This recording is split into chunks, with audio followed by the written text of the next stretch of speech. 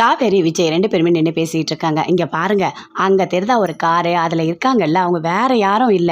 அவங்க ஆசிரமத்துல இருந்தாங்கல்ல, அவங்க தான். அவங்க பேரு சாந்தி. அந்த பொண்ணுக்கு ஏதோ மனநலம் சரியில்ல. வாங்க போய் பார்த்துட்டு வரலாம் அப்படின்னு சொல்லிட்டு விஜய கூப்பிடுறாங்க. சரி வா போய் பார்க்கலாம் அப்படின்னு சொல்லிட்டு போறாரு. அதுக்குள்ள அவங்க வண்டி எடுத்துட்டு போறாங்க. ஐயோ! என்னங்க வண்டி போகுது? பார்க்கவே முடியலையே அந்த பொண்ண. அவங்க பேர் கூட நிவேதா அப்படின்னு சொல்றாங்க. ஓ! அப்படியா? சரி வா நம்ம போலாம் அப்படின்னு சொல்லிட்டு விஜய், காவேரி 2 பேருமே அங்கேருந்து வீட்டுக்கு வராங்க. வீட்டுக்கு வந்தோடனே அப்படியே ஃபோனையே பார்த்துட்டு இருக்காரு. கேம் விளையாடிட்டே இருக்காரு. என்னங்க பண்ணுறீங்க? கேம் விளையாடிட்டு இருக்கேன் அப்படின்னு சொல்கிறாரு. ஓ! அப்படியா? சரி சரி, நான் கார் ஓட்டலான்னு நினச்சேன். நீங்கள் அதுக்குள்ளே பாதிலேயே வாங்கி நீங்களே ஓட்டிட்டீங்க. என்னால் ஃபுல்லாக ஓட்டவே முடியல அப்படின்னு சொல்லிட்டு காவேரி சொல்கிறாங்க. அதை கேட்டோன்னே விஜய், ஆமாம் அப்படின்னு சொல்கிறாரு. இங்கே பாரு, நல்லா கற்றுக்கோ, டெய்லி ஓட்டு சரியா அப்படின்னு சொல்லிட்டு பேசிக்கிட்டே இருக்காரு. அதுக்குள்ளே அப்படியே பார்க்குறாங்க. பார்த்தா ராகினி வந்து நின்று பார்த்துட்டு இருக்காங்க. ராகினி பார்க்குறத காவேரி பார்த்துட்டாங்க. பார்த்துட்டு விஜய் கிட்ட வந்து அப்படியே கையை பிடிச்சிக்கிறாங்க. இங்கே பாருங்க, எனக்கு என்ன சொல்கிறதுனே தெரியல அப்படின்னு சொல்லிட்டு பேசிகிட்டு இருக்காங்க. என்னாச்சு உனக்கு அப்படின்னு சொல்லிட்டு விஜய் கேட்குறாரு. அங்கே பாருங்க ராகினி நம்மளை பார்க்குறா அப்படின்னு சொல்லிட்டு காவேரி சொல்கிறாங்க. ஓ! அப்படியா? சரி சரி, அப்படியே தோளில் அப்படியே சாஞ்சிக்கிறாங்க. அப்படியே அவரும் கை போட்டுக்கிறாரு. கை போட்டுக்கிட்டு அப்படியே ரொம்ப பாசமாக பேசுகிறாரு. அப்படியா? என்னம்மா உனக்கு எப்படி இருக்குது உடம்பு அப்படின்னு சொல்லிட்டு கேட்டுட்டு இருக்காரு. எனக்கு ஒரு மாதிரி முடியலங்க, எனக்கு ஒரு மாதிரி இருக்குது அப்படின்னு காவேரி சொல்கிறாங்க. இங்கே பாருங்க, என்னால் நடக்க கூட முடியல, என்னை அப்படியே ரூமுக்கு தூக்கிட்டு போகிறீங்களா அப்படின்னு காவேரி சொல்கிறாங்க. சரி சரி, நான் தூக்கிட்டு போகிறேன் அப்படின்னு சொல்லிட்டு விஜய் பேசிகிட்டே இருக்காரு. இதெல்லாம் ராகினி பார்க்குறாங்க. பார்த்தோன்னே அப்படியே கோவமாக வருது. அங்கேருந்து போகிறாங்க. என்ன ராகினி போயிட்டாளா அப்படின்னு சொல்லிட்டு காவேரி கேட்குறாங்க.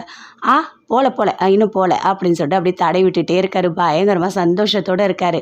ராகினி போனதை கூட சொல்லாமலேயே அப்படியே படுக்க வச்சுட்டே இருக்காரு. அப்படியே தோளில் சாஞ்சிட்டே இருக்காங்க. அதுக்குள்ளே தாத்தா ஸ்டெப்ஸ் இறங்கி வராரு. டேப்லெட்டை பார்க்குறாரு. ஐயோ, இதில் எந்த டேப்லெட் போகிறதுன்னு தெரியலையே, காவேரி கிட்ட கேட்கலாம் அப்படின்னு சொல்லிட்டு பார்க்குறாரு. பார்த்தா விஜயோட தோளில் அப்படியே காவேரி சாஞ்சிட்டு இருக்காங்க. அதை பார்த்தோன்னே தாத்தாவுக்கு பயங்கரமாக சந்தோஷமாக இருக்குது. இவங்க 2 பேரும் எப்போவுமே இப்படியே இருக்கணும், சந்தோஷமாக இருக்கணும் அப்படின்னு சொல்லிட்டு அப்படியே திரும்பி போகிறாரு. போகும்போது அப்படியே காவேரி பார்த்துட்டாங்க. தாத்தா நில்லுங்க அப்படின்னு சொல்கிறாங்க. விஜயும் அப்படி எழுந்துக்கிறாரு. என்னங்க நீங்கள் இப்படி பண்ணுறீங்க? ராகினி போயிட்டாலான்னு கேட்டால் தாத்தா வந்ததை சொல்லவே இல்லை அப்படின்னு சொல்லிட்டு காவேரி சொல்கிறாங்க. இங்கே பாரு, நான் கவனிக்கவே இல்லை தாத்தா வந்தது அப்படின்னு சொல்லிட்டு விஜய் சொல்கிறாரு. இல்லைம்மா, எனக்கு கொஞ்சம் வேலை இருக்குண்ணா, பரவாயில்ல நான் போகிறேன் அப்படின்னு சொல்லிட்டு தாத்தா அங்கேருந்து போகிறாரு. அப்படியே காவேரி பார்க்குறாங்க. பார்த்துட்டு அப்படியே மேலே போகிறாங்க. போகும்போது அப்படியே விஜய் திரும்பி பார்க்குறாங்க. பார்த்துட்டு அப்படியே சந்தோஷமாக சிரிச்சுக்கிட்டே போகிறாங்க. விஜயும் பார்த்து சந்தோஷமாக சிரிக்கிறாரு. 2 பேருமே அவ்வளோ சந்தோஷமாக பார்த்துட்ருக்காங்க. ராகினி கோவமாக இருக்காங்க. அப்படியே உள்ளே போகிறாங்க. பார்த்தா உள்ள அஜய் இருக்காரு.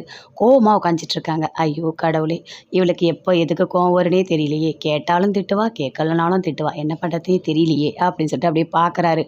எனக்கு எவ்வளோ கோவம் வரும் தெரியுமா அப்படின்னு சொல்கிறாங்க. என்னன்னு கேட்டால் கண்டிப்பாக திட்டுவா அப்படின்னு சொல்லிட்டு அஜய் அப்படியே அமைதியாக இருக்கார். எதுவுமே பேசவே இல்லை. இப்போ நான் இவ்வளோ கோவமாக இருக்கேன், என்னன்னு கேட்க மாட்டிங்களா? கேட்டால் சரி பண்ணிடுவீங்களா அப்படின்னு சொல்லிட்டு ராகினி அவங்களே பேசிக்கிறாங்க. ரொம்ப கோவமாக இருக்காங்க.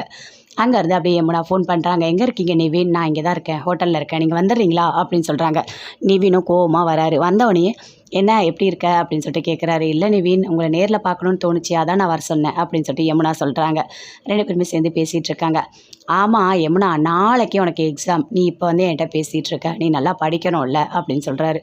இங்கே பாருங்கள், கண்டிப்பாக நான் கலெக்டர் ஆகிடுவேன், எனக்கு நல்ல கான்ஃபிடென்ட் இருக்குது, அந்த அளவுக்கு நான் படிச்சிருக்கேன், இப்போ எக்ஸாம் வச்சா கூட நான் எழுதிடுவேன் அப்படின்னு சொல்கிறாங்க.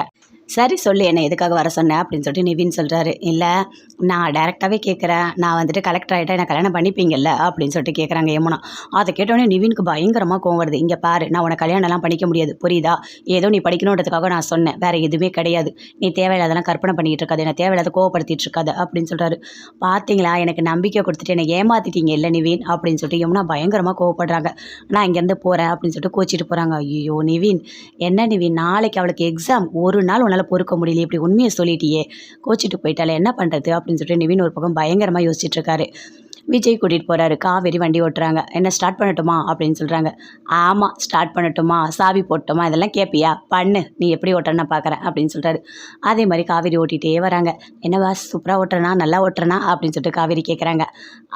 பரவாயில்ல நல்லா தான் ஓட்டுறேன், இப்போ என்ன நீ நல்லா ஓட்டுற குயிக் லேர்னர் இதை சொல்லணும் அவ்வளோதானே சூப்பராக கற்றுக்கிற நல்லா ஓட்டுற ஓகேவா இப்போ என்ன புகழ்ந்து பேசணும் அப்படின்னு சொல்லிட்டு விஜய் சொல்கிறாரு ஆமாம் என்ன இப்போது உங்களுக்கு என்ன புகழ்ந்து பேசுறது உங்களுக்கு என்ன அவ்வளோ கஷ்டம் அப்படின்னு சொல்லிட்டு காவேரி சொல்கிறாங்க நீங்கள் தான் இப்படிலாம் பார்க்குறீங்க நான்லாம் அப்படி பார்க்க மாட்டேன் நீங்கள் ஏதாவது பண்ணால் உடனே நான் சொல்லிவிடுவேன் நீங்கள் சூப்பராக பண்ணுறீங்கன்னு அப்படின்னு சொல்லிட்டு காவேரி சொல்கிறாங்க அப்படிலாம் ஒன்றும் இல்லை ஜென்ஸும் உடனே சொல்லுவாங்க சரியா ஒரு பொண்ணு நல்லா பண்ணால் நல்லா பண்ணுறான்னு கண்டிப்பாக புகழ்ந்து பேசுவாங்க அப்படின்னு சொல்லிட்டு விஜய் சொல்கிறாரு இப்போ என்ன நீ சூப்பராக ஓட்டுற போதுமா அப்படின்னு சொல்கிறாரு ஓகே பஸ் ஓகே ஓகே இதுதான் எனக்கு வேணும் டேய் ஒழுங்கா போடா அவன் ஒழுங்காக தான் போகிறான் நீ பார்த்து ஒழுங்காக வண்டியை ஓட்டு அப்படின்னு விஜய் சொல்கிறாரு